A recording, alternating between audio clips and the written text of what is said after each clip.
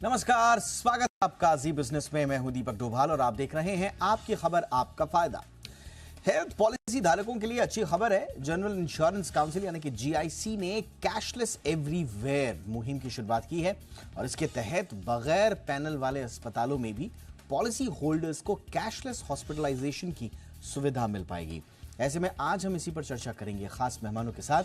समझेंगे कि इससे हेल्थ पॉलिसीज के क्षेत्र में कितना बदलाव आएगा, इससे कंज्यूमर को कितना फायदा पहुंचेगा और साथ ही साथ कैशलेस एवरीवेयर मुहिम से जुड़े दूसरे पहलुओं पर भी एक्सपर्ट से करेंगे खास चर्चा। लेकिन पहले ये रिपोर्ट देखिए, मैं लौट रहा हूं खास मेहमानों के साथ।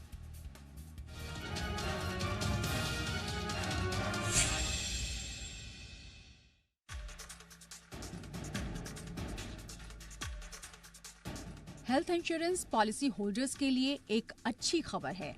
लाइफ इंश्योरेंस कंपनियों को रिप्रेजेंट करने वाली संस्था जनरल इंश्योरेंस काउंसिल यानी जीआईसी ने इलाज की प्रक्रिया को और आसान बना दिया है। जीआईसी ने इसके लिए कैशलेस एवरीवेयर मुहिम की शुरुआत की है, जिसके तहत अब हेल्थ इंश्योरेंस के बीमा धारकों के लिए कैशलेस इलाज में नेटवर्क हॉस्पिटल का झंझट नहीं होगा। अब हेल्थ इंश्योरेंस पॉलिसी होल्डर्स कहीं भी किसी भी हॉस्पिटल में कैशलेस इलाज करा सकेंगे। अभी तक हेल्थ इंश्योरेंस रखने वाले लोगों को कैशलेस इलाज की सुविधा सिर्फ उन अस्पतालों में मिल पाती थी जो उनकी बीमा कंपनी के नेटवर्क का हिस्सा होते थे। नेटवर्क के बाहर के हॉस्पिटल में इलाज कराने पर पहले उन्हें अपनी जेब से इलाज में आए खर्च की रकम चुकानी पड़ती थी। बाद में हेल्थ बीमा पॉलिसी होल्डर इलाज में आए खर्च का क्लेम अपनी बीमा कंपनी से करता था। बीमा कंपनी सभी जरूरी वेरिफिकेशन के बाद ही क्लेम का निपटारा करती थी। ऐसे में बगैर पैनल वाले हॉस्पिटल में इलाज कराने पर पॉलिसी होल्डर का पैसा बीमा कंपनी के पास तब तक फंसा रहता था जब तक उसके क्लेम का निपटारा न हो जाए। कई बार इलाज महंगा या ज्यादा दिन तक चलने के चलते पॉलिसी होल्डर की दिक्कतें बढ़ जाती थीं। इससे कैशलेस इलाज का मकसद पूरा नहीं हो पाता था। ऐसे में कैशलेस एवरीवेयर की शुरुआत हेल्थ पॉलिसी लेने वालों की फाइनेंशियल सिक्योरिटी को सिक्योर करेगी। जनरल इंश्योरेंस काउंसिल ने कैशलेस एवरीवेयर की शुरुआत करने से पहले सभी जनरल और इंश्योरेंस कंपनियों के साथ सभी पहलुओं पर बातचीत की। इसके तहत इमरजेंसी के मामलों में पॉलिसी होल्डर को भर्ती होने के 48 घंटे के भीतर इंश्योरेंस कंपनी को सूचना देनी होगी। इमरजेंसी केस नहीं होने के मामले में पॉलिसी होल्डर को इंश्योरेंस कंपनी को भर्ती होने के 48 घंटे पहले अपने इलाज को लेकर इन्फॉर्म करना होगा। कैशलेस एवरीवेयर का लाभ केवल उन्हें ही मिलेगा जिनकी हेल्थ पॉलिसी कैशलेस है। वहीं मरीज को किसी भी अस्पताल में कैशलेस सुविधा तो मिलेगी, लेकिन वो पॉलिसी की शर्तों के मुताबिक ही होगी। पॉलिसी की शर्तों के तहत लगने वाले फिक्स चार्जेस ही मान्य होंगे। फिलहाल तो मौजूदा समय में देश में करीब 40,000 ऐसे हॉस्पिटल हैं जहां कैशलेस इलाज की सुविधा है। यानी अब कोई भी इन हॉस्पिटल में कैशलेस इलाज की सुविधा ले सकेगा। फिलहाल जीआईसी की ये पहल कैशलेस इलाज की दिशा में मील का पत्थर साबित होने वाली है। ब्यूरो रिपोर्ट, जी मीडिया। बहुत ही खास मेहमानों का पैनल इस वक्त हमारे साथ जुड़ चुका है। हम जुड़ रहे हैं डॉक्टर गिरधर ज्ञानी, महानिदेशक हैं एएचपीआई के यानी कि association of health care providers of India. बहुत बहुत स्वागत है डॉक्टर ज्ञानी आपका हमारे शो पर। हमारे साथ हैं महावीर चोपड़ा जी, फाउंडर हैं बेशक.org के। महावीर जी आपका बहुत बहुत स्वागत है। और हमारे साथ हैं आशुतोष श्रीवास्तव, जाने माने एडवोकेट हैं सुप्रीम कोर्ट में। बहुत बहुत स्वागत है आशुतोष आपका भी हमारे शो पर। मैं मिस्टर चोपड़ा आपसे चर्चा की शुरुआत कर रहा हूं। डॉक्टर ज्ञानी से मैंने कल भी इस बारे में चर्चा की थी, काफी कुछ इंसाइट्स मिले उनसे, लेकिन आपको ये आइडिया कैसा लगा? ये इंश्योरेंस फॉर ऑल की एक अवधारणा लेकर हम चल रहे हैं और कैशलेस एवरीवेयर, ये कहीं मिल रही हैं, बात एक ही है? कैसा आपको ये आइडिया कैसा लगा? ये आइडिया बहुत ही बेहतरीन है। कस्टमर के लिए सबसे बड़ा प्रॉब्लम तो होता है कि कैश जनरेट करना जब उनको जरूरत हो कैश की, राइट। इंश्योरेंस हम इसीलिए हो तब हमको हमारे खुद जेब से कैश ना भरना पड़े और बेसिकली एक इंश्योरेंस कंपनी है जो पे कर सके। इसमें कैशलेस होने से दो फायदे होते हैं कि एक तो आपके जेब से पैसे नहीं जाते और फिर आप क्लेम नहीं करते, और दूसरा है कि पेपर वर्क काफी सिंपल हो जाता है क्योंकि आपने सारे पेपर वर्क जब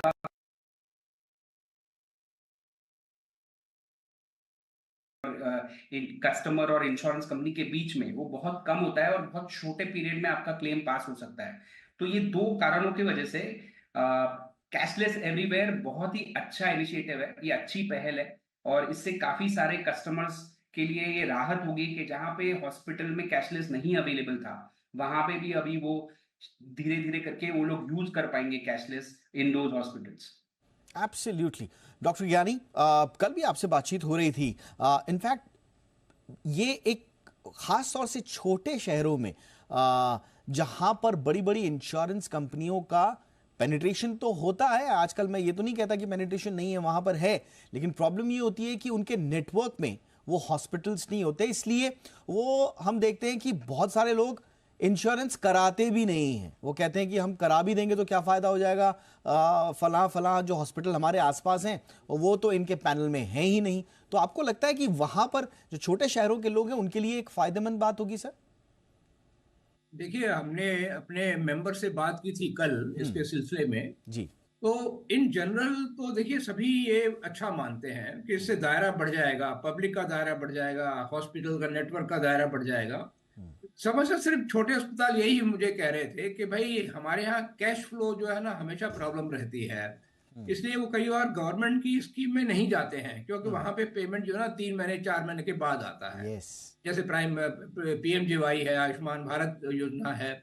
लेकिन प्राइवेट का पैसा कम से कम हमें ये जानते हैं कि 1 महीने के अंदर आ जाता है। तो अगर कैश फ्लो हम इंप्रूव कर सकें इसको, यानी इंश्योरेंस कंपनी टीपीए के थ्रू जो पेमेंट आता है अगर वो टाइमली आए, तो हमारे जो छोटे अस्पताल हैं वो भी इसमें सम्मिलित होना अच्छा लगेगा उनको। सिर्फ ये एक और फाइनल बात ये आ रही है कि जो रेट फिक्स होंगे, क्योंकि जो पेशेंट जा रहा है एक अस्पताल से दूसरे अस्पताल में, और इंश्योरेंस जिस इंश्योरेंस के थ्रू वो जा रहा है उसके जो रेट्स होंगे और जो अस्पताल जहां जा रहा है उसके रेट्स जो होंगे उसमें फर्क हो सकता है। तो वो थोड़ा सा अभी डिस्कशन होना है जीआईसी के साथ हम लोगों का, वो मुझे लगता है, लेकिन हम उसको सॉल्व कर लेंगे। तो ओवरऑल अगर आप कहें तो ये हमारे देश के लिए बहुत ही एक अच्छा स्कीम है।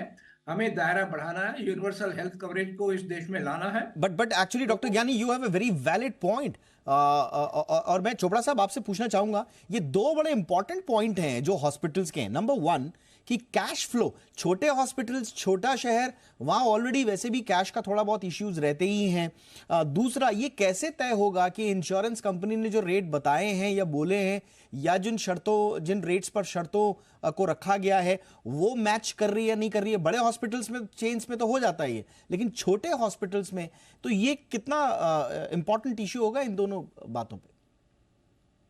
आपने पॉइंट कहा जहां पे आपने कहा कि हॉस्पिटल का कैश फ्लो अगर सॉल्व नहीं होगा तो हॉस्पिटल्स इसके लिए मानेंगे नहीं कैशलेस के लिए। ये तो बहुत ही वैलिड आर्गुमेंट है कि अगर कोई हॉस्पिटल को पता चलता है कि उसके क्लेम्स पे नहीं होंगे, फाइनल जो उनको पैसे आने अगर वो टाइम पे नहीं आएंगे, तो ये कैशलेस एवरीवेयर एक्चुअल ग्राउंड पे ऑपरेट नहीं करेगा, हॉस्पिटल्स इसको अग्री नहीं करेंगे। तो ये तो एक प्रैक्टिकल प्रॉब्लम है जो जीआईसी को सारे इंश्योरेंस कंपनी के साथ रहकर सॉल्व करनी पड़ेगी कि इंश्योरेंस कंपनीज राइट टाइम पे हॉस्पिटल, जो छोटे हॉस्पिटल जैसे आपने कहा, उनको पेमेंट्स करें। तो दूसरा चीज आपने कहा वो ये है कि बेसिकली जो कॉस्ट के टर्म्स है वो हर इंश्योरेंस कंपनी के हॉस्पिटल्स के साथ अलग अलग होंगे। तो ये इसमें अभी करंटली जो डिस्कशन हो रही है, जितना मुझे पता है, उसमें टर्म्स जो है वो कॉस्ट के टर्म्स इंक्लूडेड नहीं है। ये सिर्फ जो पेमेंट मैकेनिज्म है उसको अभी फिलहाल सॉल्व किया है जीआईसी ने कि कोई भी हॉस्पिटल में इंश्योरेंस कंपनी जो भी हो उसमें आपको कैशलेस मिल सकता है।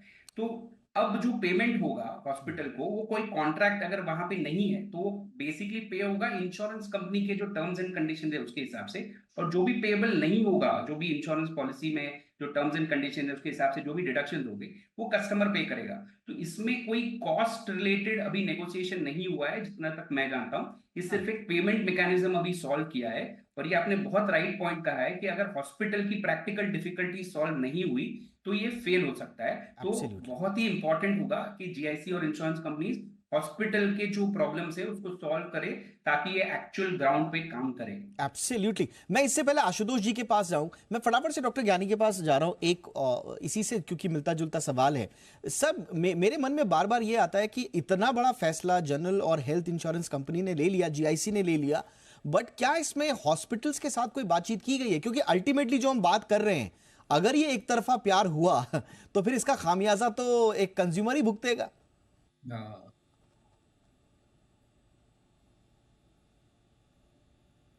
डॉक्टर ज्ञानी से हमारा संपर्क शायद कट गया, मैं वापस आऊंगा उनके पास।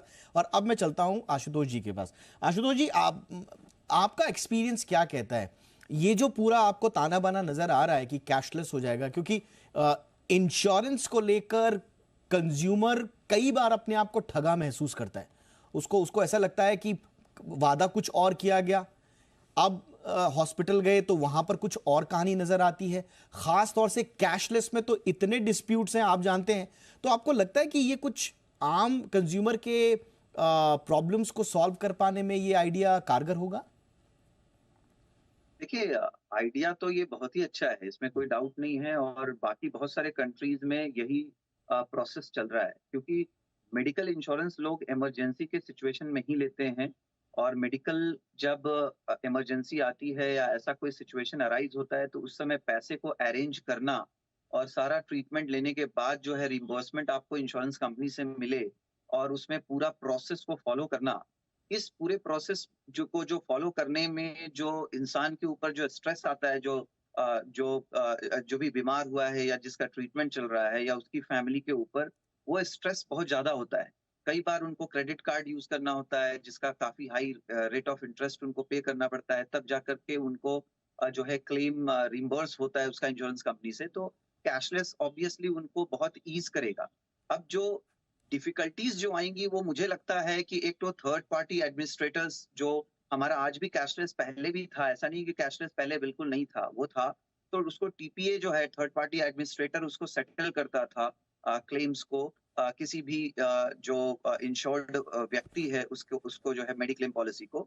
उसमें एक इशू ये आएगा कि मान लीजिए एक ही तरीके की बीमारी है, एक ही प्रॉब्लम है, अब उसमें अलग अलग हॉस्पिटल के अलग अलग बिल्स होंगे। कोई हॉस्पिटल जो सेम ट्रीटमेंट के लिए बहुत हाई चार्ज करेगा और कोई हॉस्पिटल उसके लिए एक रिजनेबल चार्ज करेगा।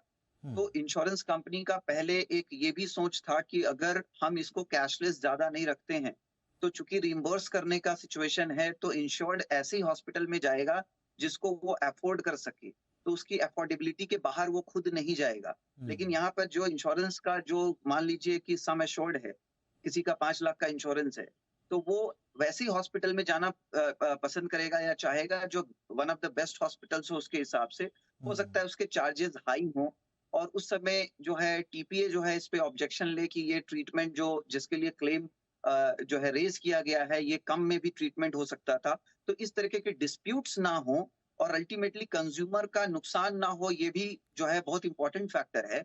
और इसके अंदर मुझे लगता है हॉस्पिटल्स को भी बहुत ही सेंसिबली लेकर के चलना होगा ताकि उनके पास जो है एक यूनिफॉर्म तरीके का जो बिलिंग सिस्टम है उसको वो अडॉप्ट करें, ताकि कैशलेस फैसिलिटी के लिए ना तो कंज्यूमर को प्रॉब्लम आए और ना ही इंश्योरेंस कंपनी को क्लेम सेटल करने के टाइम में जो है प्रॉब्लम आए। और इसके अंदर जो जी एब्सोल्युटली लीगल एस्पेक्ट्स तो हर अस्पताल में अब कैशलेस इलाज हो पाएगा, कैशलेस एवरीवेयर, ये एक नई अवधारणा उभर कर सामने आई है।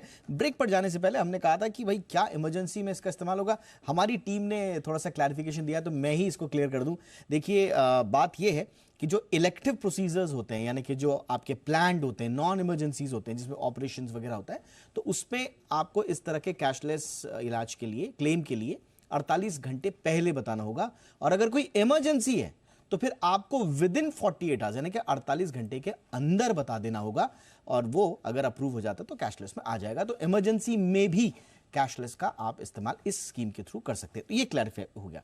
अब मैं डॉक्टर ज्ञानी के पास चल रहा हूं, अधूरा सवाल रह गया था। ज्ञानी साहब, बात यही है कि हॉस्पिटल से, हॉस्पिटल चेन से क्या इंश्योरेंस कंपनीज ने कोई बात की है, या ऐसा तो नहीं है कि ये one sided love affair type का हो जाए?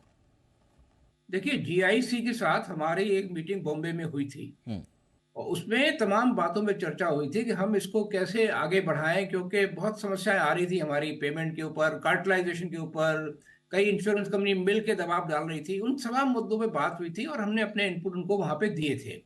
तो लेकिन ये एग्जैक्टली ये हमें पता नहीं था उस समय, शायद उनको भी पता नहीं था कि इस तरह की कोई स्कीम आने वाली है। एक बात मैं आपको और बता दूं कि पेमेंट की जो समस्या है कुछ हद तक सॉल्व होने वाली है, क्योंकि नेशनल हेल्थ क्लेम एक्सचेंज इस नाम का प्लेटफॉर्म बनाया गया है। नेशनल हेल्थ अथॉरिटी ने बनाया है और इसमें IRDA के साथ मिलकर बनाया है ये वाला। इसका नाम है NHCX, national health claim exchange. Okay. तो हमें लगता है कि हॉस्पिटल की काफी समस्याएं वहां से सॉल्व होंगी, जो कैश फ्लो की हम बात कर रहे थे। लेकिन सिर्फ रेट्स के ऊपर एक चर्चा अभी और होनी है कि कैसे रेट्स हमारे फिक्स होंगे, छोटे अस्पताल से बड़े अस्पताल से, छोटे इंश्योरेंस कंपनी से बड़े इंश्योरेंस कंपनी के जो रेट्स होंगे वो कैसे उसका सामंजस्य बिठाया जाएगा। ओके। वो थोड़ा सा इशू है, मेरे ख्याल से इसका हम सोल्यूशन निकाल लेंगे, क्योंकि नेशनल एक मेरा सवाल है बड़ी सर। अच्छी। प्रॉब्लम ये एक जो पुराना जो आपने इंपॉर्टेंट बात बोली कि जो इंश्योरेंस कंपनीज की तरफ से है, लेकिन एक इंश्योरेंस कंपनीज की तरफ से हॉस्पिटल्स पर भी आरोप लगते हैं कि जैसे ही हॉस्पिटल्स को पता लगता है कि साहब ये तो इंश्योरेंस के दायरे में है, तो फिर मेडिकल बिल को इन्फ्लेट करने के तरीके शुरू हो जाते हैं और ऐसा लगता है कि जिसके पास इंश्योरेंस है उसके लिए इलाज का दूसरा तरीका और जिसके पास इंश्योरेंस है उसके लिए दूसरा तरीका, इन्फ्लेटेड बिल्स, और इसका दबाव फिर इंश्योरेंस कंपनीज पर पड़ता है। तो इस पर आप क्या कहेंगे सर? देखिए, इसके लिए बहुत पहले एक सुझाव दिया गया था कि इंश्योरेंस कंपनी के पास एक्सपर्ट्स तो होते नहीं हैं जो इस क्लेम को समझ पाए या हमारे प्रोसीजर को समझ पाए कि हमारे डॉक्टर ने वो प्रोसीजर क्यों चुना। इसके लिए हमने कहा था कि हमारे यहाँ एक मेडिकल ऑडिट नाम की चीज होती है। ओके। अगर हम इंश्योरेंस जीआईसी और हॉस्पिटल मिलके एक ऐसी छोटी बॉडी गठन कर दें जिसका काम यही हो कि ऐसे इश्यूज में वो मेडिकल ऑडिट टीम जो जाए और वो उसको वो असेस करे, तो इससे समाधान दोनों तरफ से निकाला जा सकता है। गुड गुड, ये that's a important point sir. Medical audit, इस पर हम भी कहते रहे हैं मेडिकल ऑडिट होना चाहिए सबका, इंश्योरेंस कंपनी से लेकर। अगर आप एक मिलजुल कर अगर एक मैकेनिज्म बनाया जा सकता है तो बहुत अच्छा, लेकिन मेडिकल ऑडिट से बढ़िया इस देश में आम कंज्यूमर के लिए कुछ हो ही नहीं सकता। चोपड़ा साहब, फटाफट से एक जो चिंता उभर कर सामने आ रही है, मैं कल से कई लोगों से बात कर रहा हूं, मैंने कल डॉक्टर ज्ञानी से भी पूछा था, ऐसा तो नहीं होगा कि इंश्योरेंस कंपनीज बोलेंगी कि साहब हमारा अब दायरा बढ़ गया है, हमारा अब दायरे में ज्यादा लोग आ गए हैं, अब हमें ज्यादा क्लेम्स भी देने पड़ेंगे, तो लीजिए साहब अब ये हमने स्कीम तो ला दी और आपका इंश्योरेंस प्रीमियम अब हमने महंगा कर दिया और उसका एक वैलिड रीजन हमारे पास है। ऐसा तो नहीं हो जाएगा? महंगा तो नहीं जाएगा सर इंश्योरेंस? एक तो शॉर्ट टर्म में जो प्रीमियम्स बढ़ रहे हैं उसके रीजंस तो जो है वो रेगुलरली हम बात करते ही है उसके ऊपर के इन्फ्लेशन और उसके रीजंस है। लॉन्ग टर्म में मुझे लगता है कि अगर ये कैशलेस एवरीवेयर अच्छे से अगर एग्जीक्यूट होता है तो इनफैक्ट लॉन्ग टर्म में इंश्योरेंस प्रीमियम्स कम हो सकते हैं। उसका रीजन ये है कि सारे इंश्योरेंस कंपनीज अगर साथ में नेगोशिएट करते हैं एक हॉस्पिटल के साथ, अगर साथ में वो रेट्स फाइनल करते हैं और एक बल्क रेट डिसाइड करते हैं फॉर ट्रीटमेंट्स, तो बेसिकली ट्रीटमेंट का जो एवरेज कॉस्ट है वो गिरेगा। ये बहुत सारी दूसरी कंट्रीज में होता है कि जहां पे इंश्योरेंस कंपनीज साथ में या एक इंश्योरेंस कंपनी का काफी बिजनेस होता है एक हॉस्पिटल के साथ और उसके कारण वो अच्छे नेगोशिएट कर सकते हैं रेट। जैसे जिप्सा के केस में जहां पे पब्लिक सेक्टर यूनिट्स साथ में इंश्योरेंस कंपनीज जो थे वो साथ में काम कर रहे थे, वहां पे उन्होंने कॉन्ट्रैक्टेड रेट्स किए थे जो कम थे दूसरे, आप अगर रेगुलर हॉस्पिटलाइजेशन अगर करें तो उससे। तो अगर ट्रीटमेंट के रेट्स लॉन्ग टर्म में अगर इंश्योरेंस कंपनीज नेगोशिएट कर पाएगी ऑन बल्क, तो इसके कारण इंश्योरेंस प्रीमियम इनफैक्ट कम हो सकते हैं, is what I would say. Absolutely. इसका अच्छा एक रास्ता निकल सकता है, क्योंकि Absolutely. आज क्या हो रहा है कि there is no regulation on the hospital side कि हॉस्पिटल क्या बिल चार्ज कर रहा है किस चीज के लिए, जिसके ज्ञानी सर ने कहा कि बेसिकली उसके लिए ऑडिट होना चाहिए। बट ये भी एक रास्ता है कि सारे insurers absolutely. I forgot to mention कि अपार्ट फ्रॉम मेडिकल ऑडिट अभी एक मेडिकल रेगुलेटर लाने की बात सरकार ने कही है और इसको भी अब अमली जामा पहनाया जाएगा कि एक रेगुलेटर आए जो कि हॉस्पिटल्स में चार्जेस वगैरह के पूरे ताने बाने को रेगुलेट करे। आशुतोष जी, अपने एक्सपीरियंस से आप टिप्स दें। कोई भी देखिए, जब क्लैरिटी नहीं होती है, जब एक नियम और शर्तें इस तरह से बनाई जाती हैं कि वो साफ होती भी और नहीं भी होती हैं, तब मामला लिटिगेशन में जाता है। क्या आप आम कंज्यूमर को सलाह देंगे कि वो एक मेडिकल इंश्योरेंस लेने से पहले, कैशलेस लेने से पहले किन बातों को ध्यान में रखें ताकि उसको आगे चलकर एक तो ठगी का शिकार ना हो और दूसरा अगर मामला माना लिटिगेशन में चला गया तो फिर चीजें उसके पक्ष में रहें? देखिए, इसमें तो सबसे इम्पोर्टेंट है कि वो किस इंश्योरेंस कंपनी से वो पॉलिसी ले रहे हैं और कितना उनका किस तरीके का रेपुटेशन है कंपनी का, किस तरीके का क्लेम सेटलमेंट रेशियो है और कितने लिटिगेशंस उनके ऊपर चल रहे हैं या नहीं चल रहे हैं। तो मुझे लगता है कि कंज्यूमर आज की डेट में हर तरीके को देखता है और माउथ पब्लिसिटी या किसी रेफरेंस से ही वो चाहता है कि कोई ढंग के इंश्योरेंस कंपनी को वो चूज करे जो क्लेम के टाइम पे जो है उसको प्रॉब्लम ना आए और क्लेम उसका इजी वे में सेटल हो। और जहाँ पे कैशलेस का जो अभी आ रहा है ये जो फैसिलिटी, उस फैसिलिटी में उसको जो है इजी वे में सेटलमेंट हो। अब जैसे 48 आवर कहा गया और 48 आवर के पहले अगर वो सारे फॉर्म्स भर करके इंफॉर्मेशन दे देता है तो फिर उसमें कोई नए जो है टेक्निकल इश्यूज नहीं आने चाहिए कि भाई ये प्री एग्जिस्टिंग डिजीज था, आपने इसके बारे में डिस्क्लोज नहीं किया, या ये हम इसको सेटल नहीं करेंगे, या हम इसमें इतना % ही हम सेटल करेंगे, बाकी का आपको खुद से पे करना होगा। तो जी। इस तरीके के बहुत सारे इश्यूज हो सकता है कि आगे चल करके आए। और ऑब्वियसली देखिए जहाँ लिटिगेशन होता है, जहाँ डिस्प्यूट होता है, वो तो फिर लिटिगेशन में इशू जाता ही है, चाहे वो कंज्यूमर कोर्ट में जाए या किसी दूसरे कोर्ट में जाए। हाँ। बट उसको अवॉइड करने के लिए मुझे लगता है कि जो बेस्ट रेफरेंस है वो जो ले सकते हैं, जो चूज कर सकते हैं, वो किस सिटी में रहते हैं, वो भी इम्पोर्टेंट है कि वो इंश्योरेंस कंपनी का हेड ऑफिस कहाँ है या क्लेम सेटलमेंट बिल्कुल, प्रोसेस कुछ यानी कि particular, बेसिक होमवर्क कर लें। ये इंपॉर्टेंट जानकारी आपने दी। काम की बात एक आम व्यक्ति के लिए जो नया बीमा ले रहा है या पुराना भी है और आगे उसको किसी तरह में अपग्रेड कर रहा है। बहुत इंपॉर्टेंट डिस्कशन रहा आज का। थैंक यू सो मच आप तीनों का। डॉक्टर गिरधर ज्ञानी, thank you so much sir, वक्त निकाला आपने। महावीर चोपड़ा जी, बहुत बहुत शुक्रिया आपका वक्त निकालने के लिए। आशुतोष जी, थैंक यू सो मच वक्त निकालने के लिए। आपकी खबर, आपका फायदा में इतना ही। इजाजत दीजिए, नमस्कार।